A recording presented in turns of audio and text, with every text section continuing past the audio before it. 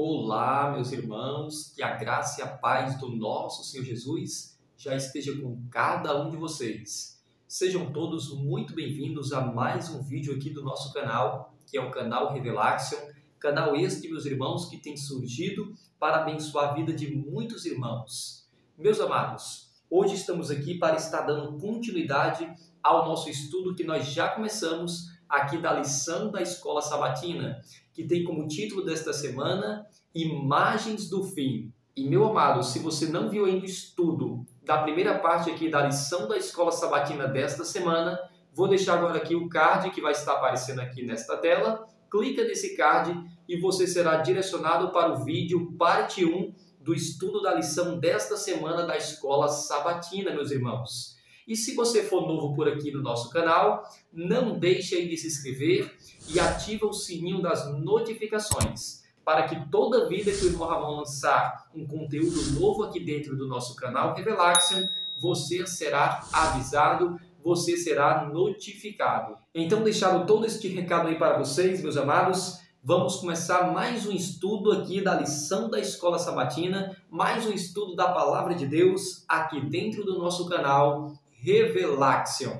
E, meus amados, como você já sabe, o tema desta semana é Imagens do Fim. E o texto aqui, o verso para memorizar, se encontra em Jonas capítulo 1, versículo 9. Como nós já lemos aí no estudo passado, que diz aí o texto bíblico. Jonas respondeu: Eu sou hebreu e temo o Senhor, o Deus do céu que fez o mar e a terra. E nós vimos aí a grande semelhança que existe entre esse texto e a primeira mensagem angélica que se encontra em Apocalipse capítulo 14, versículo 7, que diz, dizendo em grande voz, temei a Deus e dai-lhe glória, pois é chegada a hora do seu juízo, e adorai aquele que fez os céus e a terra e o mar e as fontes das águas. Então, meus amados, no estudo passado, a gente parou na lição de terça-feira. Hoje vamos dar continuidade a partir da lição de quarta-feira, que tem como título O Secamento do Eufrates. E aqui, meus irmãos, a lição já introduz da seguinte forma.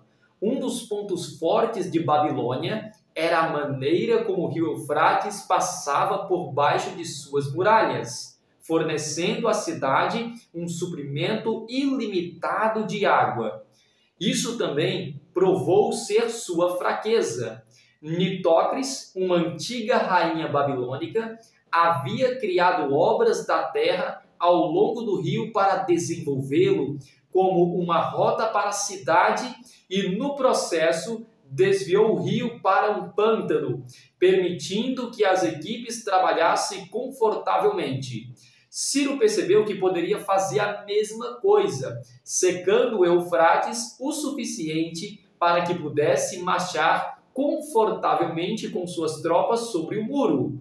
Uma vez dentro dos muros da cidade, ele encontrou os muros defensivos que seguiam o rio pela cidade desprotegidos, e a cidade foi tomada em uma única noite. O antigo historiador grego Heródoto relata que aqueles que viviam no centro de Babilônia não tinham ideia de que os subúrbios haviam caído, pois era uma época de festival e todos estavam dançando e se entregando aos prazeres. Isso como é nos mostrado, meus amados, aqui em Daniel capítulo 5, né?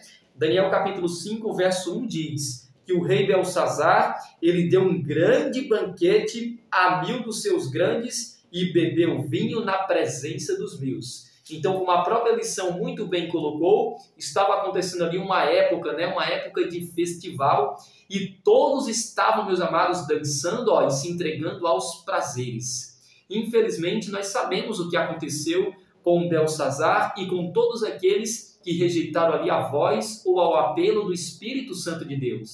E aqui, meus amados, nós já temos a quarta questão aqui da nossa lição, né? A quarta pergunta que diz, leia Daniel capítulo 5, versos 18 a 31 e Apocalipse capítulo 16, versos 12 a 19.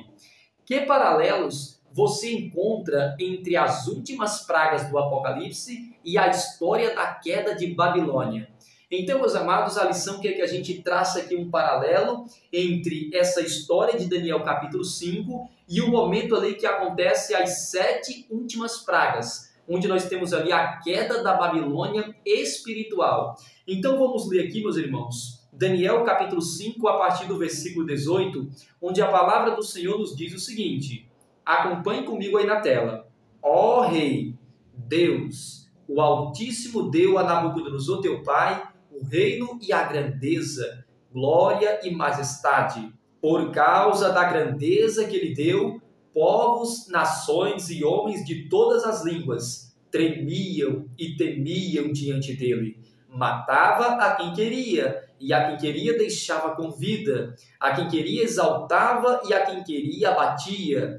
Quando, porém, o seu coração se elevou, e o seu espírito se tornou soberbo e arrogante, foi derribado do seu trono real, e passou dele a sua glória. Aqui está falando exatamente do momento, meus irmãos, que Nabucodonosor se exaltou e veio aquele decreto do Altíssimo, e ele se tornou como um animal durante 7 anos, pastando como um animal, meus irmãos. Deus ali quebrou o orgulho do rei Nabucodonosor, mostrou para ele que ele não era nada diante do Senhor. E aqui diz o verso 21, foi expulso dentre os filhos dos homens, e o seu coração foi feito o quê? Semelhante ao dos animais, e a sua morada foi com jumentos monteses. Deram-lhe a comer erva como os bois, e do orvalho do céu foi molhado o seu corpo, até que conheceu que Deus, o Altíssimo, tem domínio sobre os reinos dos homens, e a quem quer constitui sobre ele.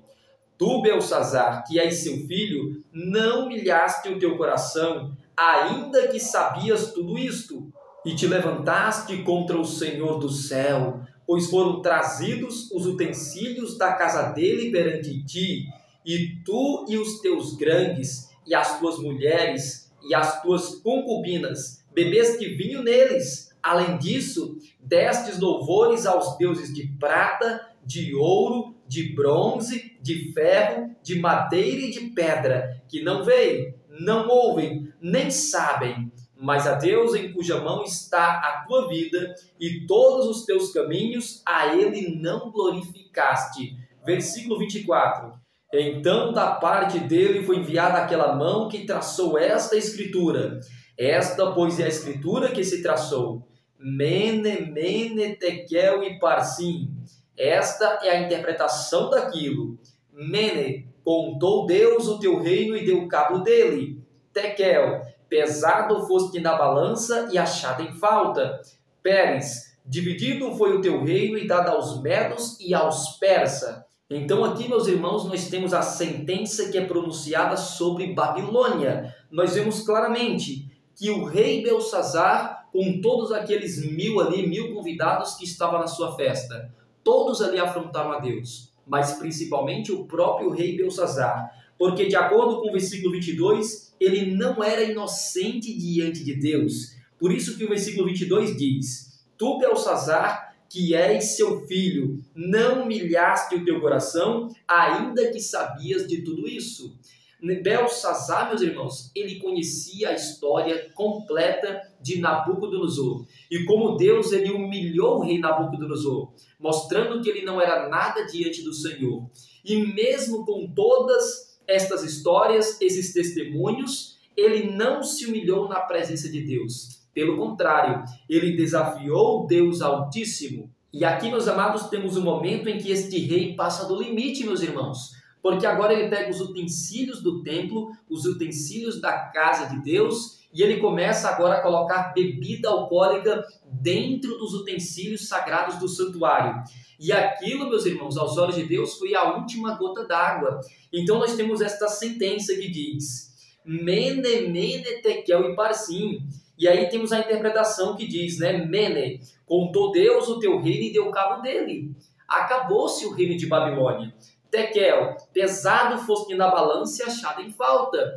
Nabucodonosor, meus amados, ele reconheceu a justiça de Deus. Mas este rei aqui, meus amados, ele morreu como transgressor. O rei Belsazzar, ele não reconheceu a soberania de Deus. E a Bíblia diz que ele foi pesado na balança do santuário e foi achado em falta, meus irmãos. Então ele está perdido, tanto ele quanto aqueles 1000 dos seus convidados, porque todos estes blasfemaram do Deus do céu. E aqui, meus amados, ainda falando da inscrição que diz: Pérez, dividido foi o teu reino e dado aos medos e aos persas. Então a Bíblia nos mostra claramente que o reino que sucedeu à Babilônia foi a Medo-Pérsia, e mostrando que o reino de Nabucodonosor realmente passaria. E estas palavras se cumpriu exatamente em um momento em que um rei estava desafiando a autoridade de Deus, que no caso ali era o rei Belsazar. O versículo 29 diz: Então mandou Belsazar que vestissem Daniel de púrpura e lhe pusessem cadeia de ouro ao pescoço e proclamassem que passaria a ser o terceiro no governo do seu reino. Naquela mesma noite foi morto Belsazar, rei dos caldeus, rei dos babilônicos. Versículo 31. E Dario Medo, com cerca de 62 anos, se apoderou do reino. Isso no reino ali de Babilônia. Então, meus amados, nós temos aqui a queda de Babilônia descrita em Daniel capítulo 5. Agora eu já convido a você a abrir sua Bíblia em Apocalipse capítulo de número 16, onde nós temos aqui a descrição das 7 últimas pragas da ira de Deus. Nós temos aqui a segunda fase da ira de Deus. E nós temos que ler aqui, meus amados, a partir do versículo 12 até o versículo 19, que diz o seguinte: acompanhe comigo aí na tela.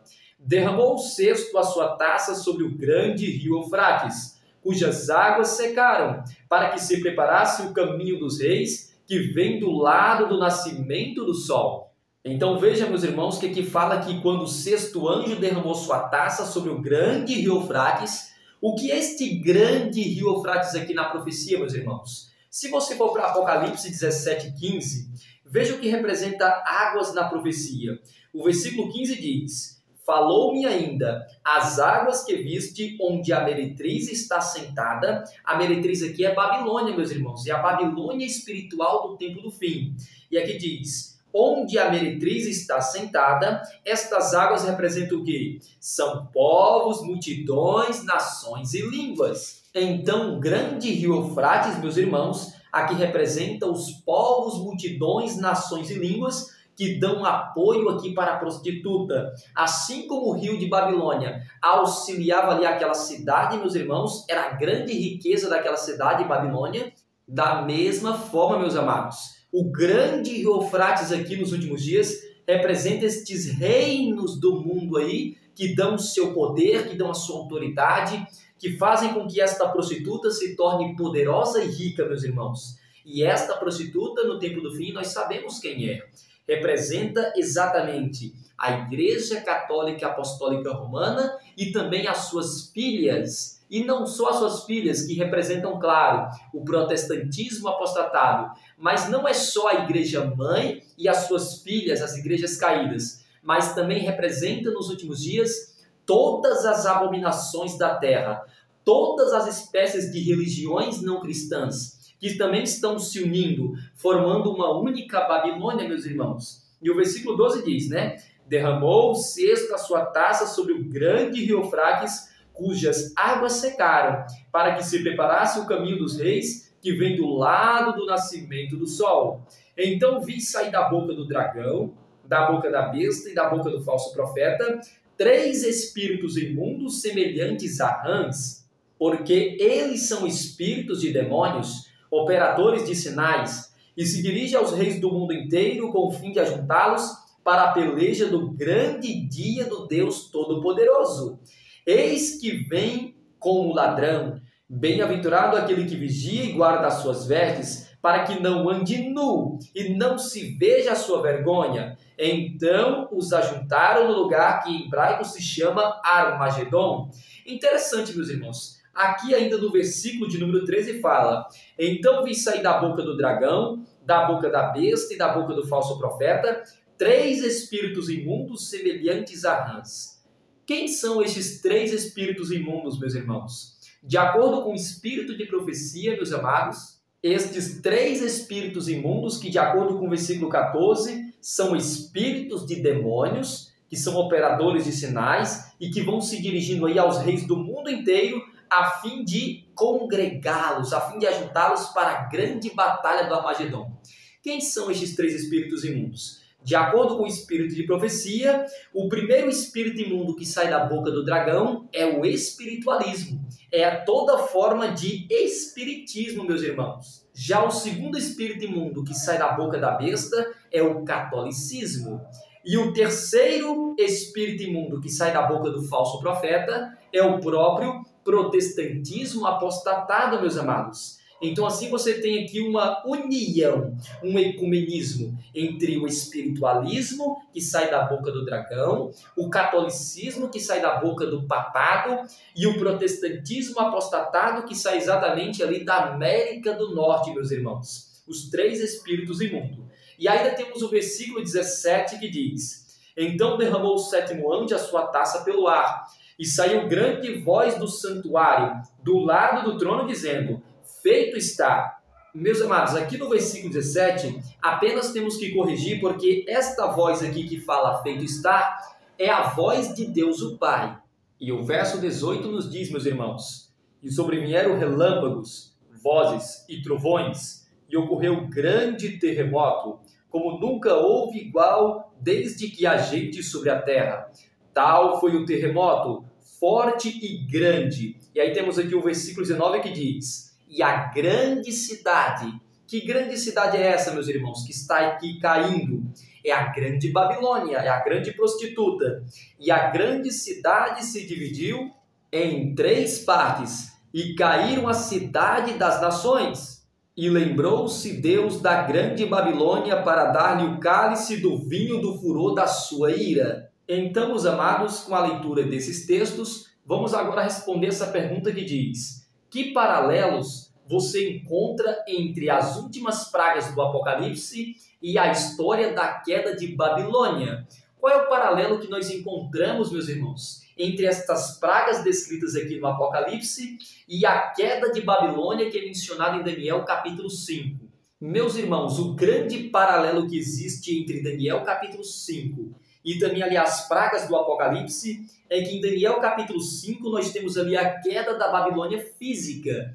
Mas é claro que esta queda da Babilônia física, que é mencionada em Daniel capítulo 5, está apontando ou prefigurando a queda da Babilônia espiritual nos últimos dias. E quem é esta Babilônia espiritual dos últimos dias que será destruída, meus irmãos? Aqui mesmo em Apocalipse capítulo 17, verso 5 diz: Na sua fronte achava-se escrito um nome, um mistério, Babilônia, a grande. Esta expressão a grande, meus irmãos, é uma referência ao grande dragão, a antiga serpente chamado Diabo e Satanás. Aqui fala a grande, a mãe. Esta expressão agora, a mãe, meus irmãos, é uma referência à Igreja Católica Apostólica Romana.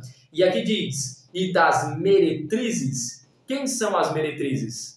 As meretrizes aqui, meus irmãos, é uma referência ao protestantismo apostatado. É uma referência às igrejas que se afastaram da verdade, que estão vivendo uma vida de apostasia. E aqui também diz: e das abominações da terra. Estas abominações da terra é uma referência às demais religiões que estão no mundo. Religiões estas que não professam o nome de Jesus, como o shintoísmo, hinduísmo, islamismo. Então a Bíblia fala da queda desta Babilônia nos últimos dias, que é exatamente uma referência ao grande dragão, a antiga serpente, a mãe, que é uma referência ao anticristo, a Igreja Católica Apostólica Romana, as meretrizes, que é uma referência ao falso profeta, que surgiu ali na América do Norte, na besta que emerge da terra, e as abominações da terra, que é uma referência às demais organizações, às demais denominações. No tempo do fim, tudo isso é chamado de a Grande Babilônia. E esta Grande Babilônia, de acordo aqui com o versículo de número 17, nós temos o momento em que o sétimo anjo derramou a sua taça pelo ar. Assim como em Daniel capítulo 5, nós temos o momento ali da queda da Babilônia física. Quando é que vai acontecer a queda da Babilônia espiritual? É exatamente aqui no momento do sétimo flagelo. É por isso que a profecia nos diz: então derramou o sétimo anjo a sua taça pelo ar, e saiu grande voz do santuário, do trono, dizendo: esta grande voz é a grande voz de Deus o Pai, meus irmãos. E ele vai dizer: feito está, está cumprido. E é neste momento, meus amados, que quando Deus o Pai disser no santuário celestial, no Santíssimo, ali do seu trono, está cumprido, está feito, então haverá um grande abalo das potestades do céu. Será abalado o sol, a lua e as estrelas, e também na terra também será abalada com esta voz. Por isso o versículo 18 diz: e sobrevieram relâmpagos, vozes, trovões e ocorreu grande terremoto, como nunca houve igual desde que agite sobre a terra.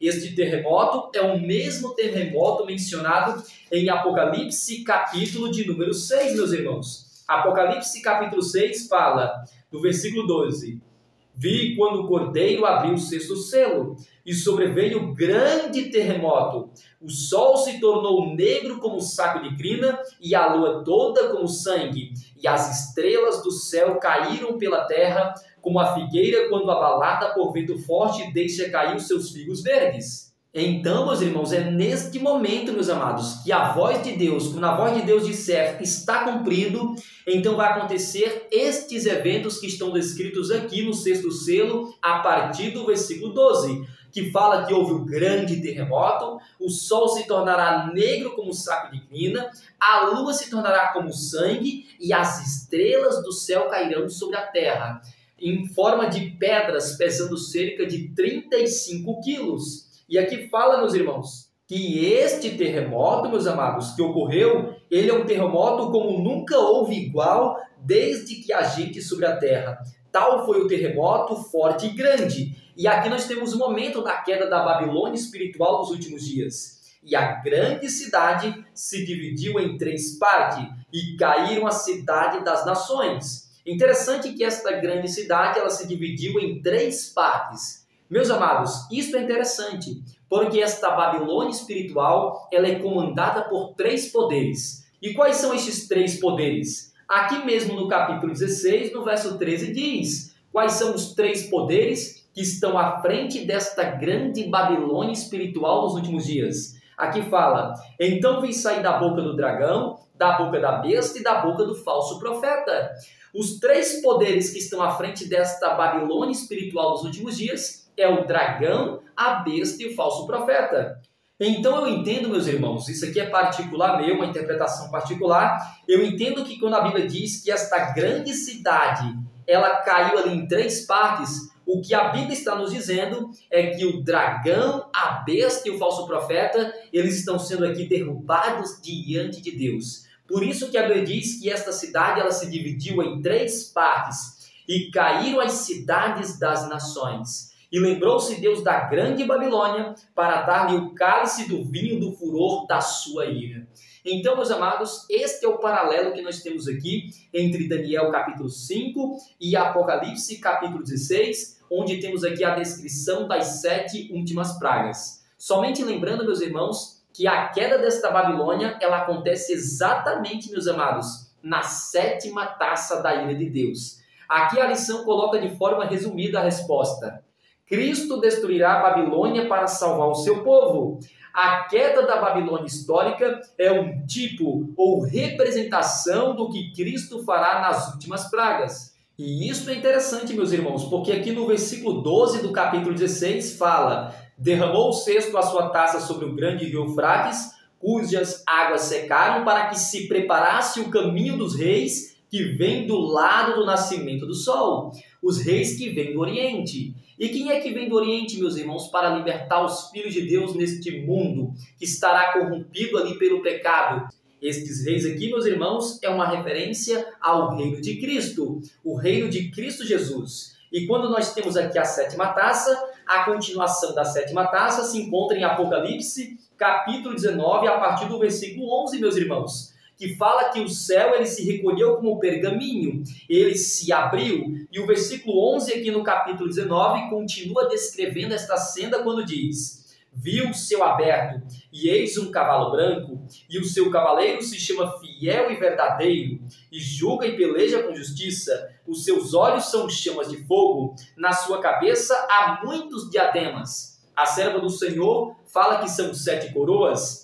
Tem um nome escrito que ninguém conhece senão ele mesmo. Está vestido com um manto tinto de sangue, e o seu nome se chama a Palavra de Deus, ou a Lei de Deus, ou os 10 Mandamentos.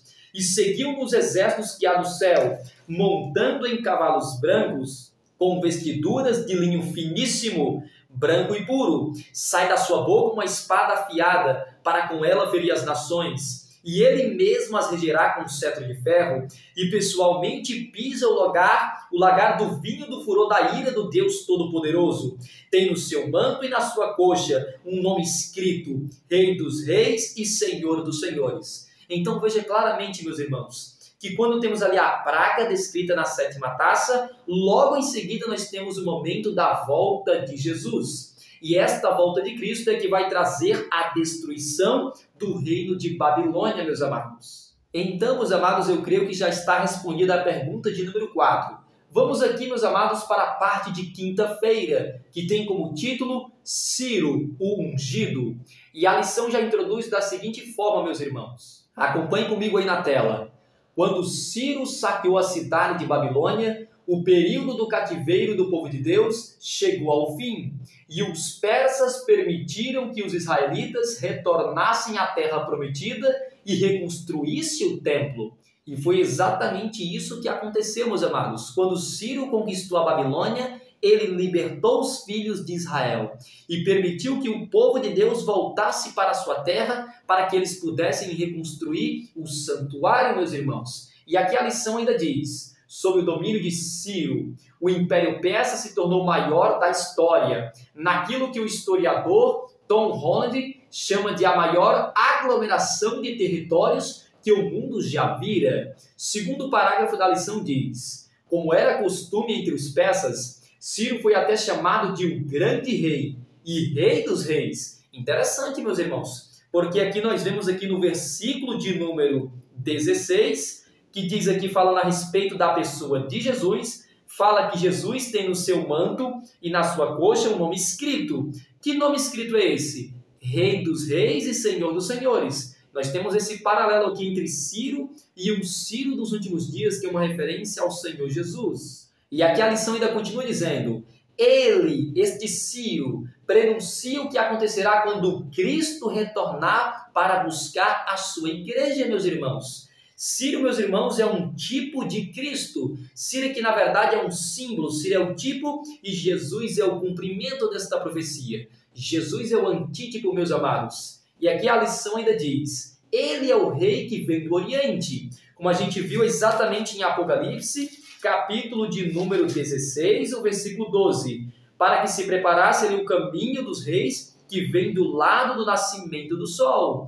Ou seja, do lado do Oriente, meus irmãos. E a lição diz, né, meus amados? Ele é o rei que vem do Oriente, travando guerra contra a Babilônia e libertando seu povo para escapar de Babilônia e ir para a terra prometida. É por isso que Deus se refere a Ciro como seu ungido, como é nos mostrado em Isaías capítulo 45, verso 1.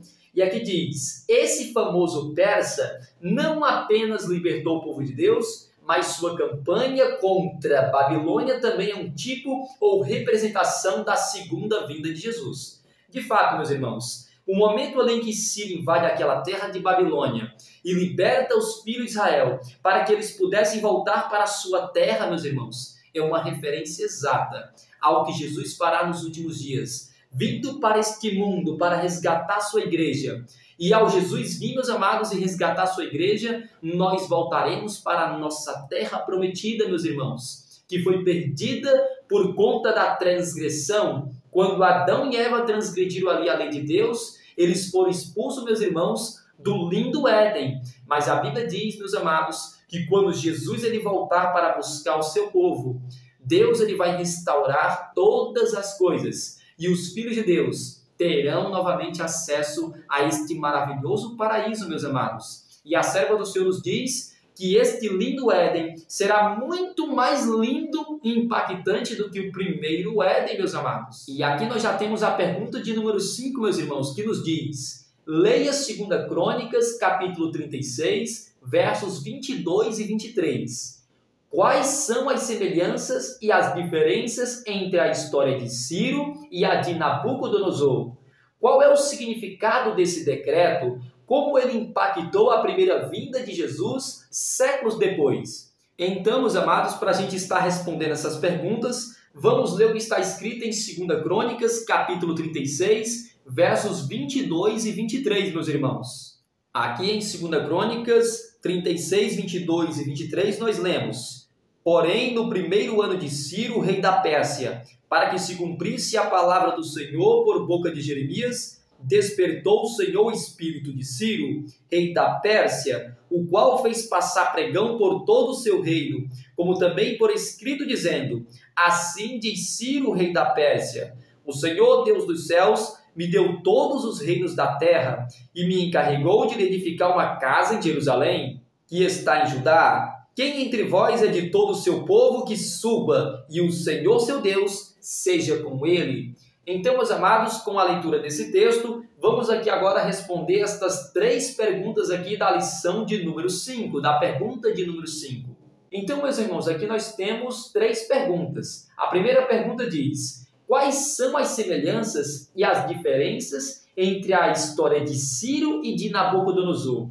Qual é a semelhança que eu consigo notar, meus irmãos? Eu só consigo ver uma única semelhança entre Ciro e Nabucodonosor, meus amados. E qual seria esta semelhança? A semelhança, meus amados, é que ambos, tanto Ciro quanto o rei Nabucodonosor, foram instrumentos de Deus, meus irmãos. Esta é a grande semelhança. Quando vamos para Jeremias, meus irmãos, no capítulo 25, aqui no versículo de número 8, a partir do verso 8, veja o que a Bíblia fala a respeito aqui, meus amados, do rei Nabucodonosor. A partir do versículo 8, a Bíblia nos diz, acompanhe comigo aí na tela: Portanto, assim diz o Senhor dos Exércitos, visto que não escutastes as minhas palavras, eis que mandarei buscar todas as tribos do norte, diz o Senhor, como também a Nabucodonosor, rei da Babilônia, meu servo. Então veja, meus irmãos, o rei da Babilônia é chamado aqui no versículo 9 de servo do Senhor, meu servo. Então veja claramente que Nabucodonosor era um servo de Deus, era um instrumento usado na mão do Criador. E aqui diz, e ele foi servo de Deus para fazer o que, meus irmãos? Qual seria a missão aqui do rei Nabucodonosor? Aqui diz, e os trarei contra esta terra, contra os seus moradores e contra todas estas nações em redor, e os destruirei totalmente, e os porei por objeto de espanto e de assobio e de ruínas perpétuas. Farei cessar entre eles a voz do folguedo e de alegria, e a voz do noivo e da noiva, e o som das mós, e a luz do candeeiro. Toda esta terra virá a ser um deserto e um espanto. Estas nações servirão ao rei da Babilônia 70 anos. Qual era a missão que Deus tinha para o rei Nabucodonosor, meus irmãos? Era a missão de trazer um juízo ali sobre a nação de Israel, meus amados. E assim, meus amados, como o rei Nabucodonosor foi chamado de servo de Deus, um missionário de Deus que tinha como a sua principal missão trazer um juízo sobre a nação de Israel, a mesma coisa acontece com Ciro, meus amados. Como a própria lição menciona em Isaías, capítulo 45, verso de número 1. Então, meus amados, aqui nós temos a semelhança. Ciro e o rei Nabucodonosor, ambos eram instrumentos de Deus, usados ali pelo Senhor. E qual é a diferença principal entre os dois? A diferença, meus irmãos, principal é que enquanto o rei Nabucodonosor foi usado por Deus para escravizar o povo, para trazer um juízo sobre a nação de Israel, Ciro é o contrário, meus amados. Ciro foi usado por Deus para trazer a libertação do povo deste cativeiro. Então, vou repetir novamente para que você possa assimilar, meus amados. O rei Nabucodonosor foi usado por Deus para trazer um juízo sobre a nação de Israel, para escravizar aquele povo, por conta que eles estavam desobedientes aos mandamentos de Deus. Mas Ciro, meus irmãos, agora vai ser usado por Deus, não para escravizar o povo, mas para libertá-los do seu cativeiro, do cativeiro babilônico, que de acordo com Isaías 25:11, durou ali, meus amados, 70 anos de cativeiro. Então, com isso, meus amados, nós conseguimos aí, eu creio, ter respondido essa primeira pergunta. A semelhança e a diferença entre a história de Ciro e de Nabucodonosor. Agora, meus amados, vamos responder aqui a segunda pergunta que diz: qual é o significado desse decreto? Que decreto, meus irmãos? É o decreto que foi mencionado aqui em 2 Crônicas, capítulo de número 36, o versículo, meus amados, versículo 23, que diz: Assim diz Ciro, rei da Pérsia, o Senhor, Deus dos céus, me deu todos os reinos da terra e me encarregou de edificar uma casa em Jerusalém, que está em Judá. Quem entre vós é de todo o seu povo, que suba, e o Senhor seu Deus seja com ele. Este decreto você também pode encontrar em Esdras, capítulo 1, os versos 1 a 4, meus irmãos. A resposta aqui, meus amados, desta pergunta já dá para a gente incluir até mesmo a terceira pergunta que diz: como este decreto, como ele impactou a primeira vinda de Jesus séculos depois? Então, esta segunda pergunta que diz: qual é o significado desse decreto? Como ele impactou a primeira vinda de Jesus séculos depois? Então, a resposta dessas perguntas é a mesma, meus amados. Este decreto, meus irmãos, é o decreto que estava permitindo os filhos de Deus para que eles fossem libertos do cativeiro babilônico, meus irmãos. É exatamente aqui esse decreto que aparece no livro do profeta Daniel, meus amados. Em Daniel, capítulo de número 9. Daniel, capítulo 9, verso 25, que diz: Sabe e entende, desde a saída da ordem para restaurar e para edificar Jerusalém, até ao ungido, ao príncipe, 7 semanas e 62 semanas, as praças e as circunvalações se reedificarão, mas em tempos angustiosos. É o mesmo decreto, meus irmãos. Aqui, meus amados, nós temos a ordem para restaurar e para edificar Jerusalém. E esta ordem nos levaria até, meus irmãos, ao momento em que Jesus seria sacrificado por cada um de nós. Porque aqui nós temos a profecia das 70 semanas. Então, meus amados, qual é o grande significado deste decreto? Este decreto, meus amados, traz um grande significado de libertação, de renovação, de transformação, como diz a própria profecia de Daniel, capítulo 9, no versículo 24, que diz: 70 semanas estão determinadas sobre teu povo e sobre a tua santa cidade, para fazer cessar a transgressão.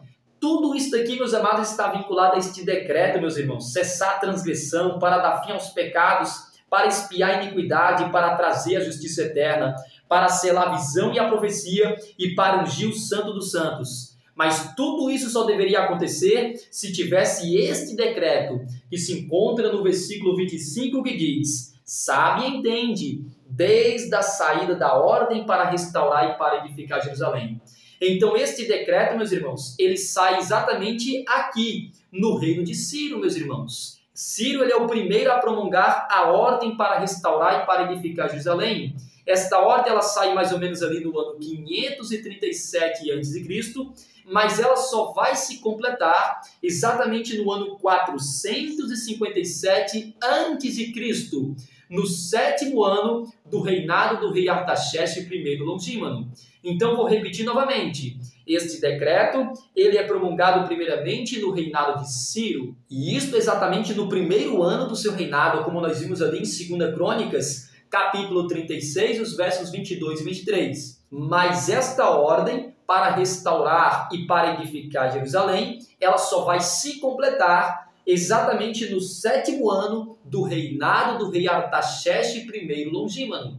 Isto é exatamente o ano 457. E quando nós contamos, meus amados, as 70 semanas, a partir do ano 457 a.C., nós chegaremos exatamente na última semana de aliança que Cristo fez com a nação judaica, meus irmãos, que começa a partir do ano 27, que é o ano que nós temos ali o seu batismo, temos o ano 31, meus amados, que é o ano da sua morte e ressurreição, e também o ano que ele é entronizado como nosso sacerdote no santuário celestial, e o ano 34, que é o momento que fecha a porta da graça para Israel como nação. A partir do ano 34 para frente, agora o evangelho será espalhado também para os gentios, e o Israel deixa de ser visível e passa a ser agora um Israel espiritual, meus irmãos. Então veja, meus amados, que este decreto ele está totalmente vinculado com a obra de salvação da parte de Jesus, meus irmãos. Porque se o povo de Deus não tivesse sido liberto, meus irmãos,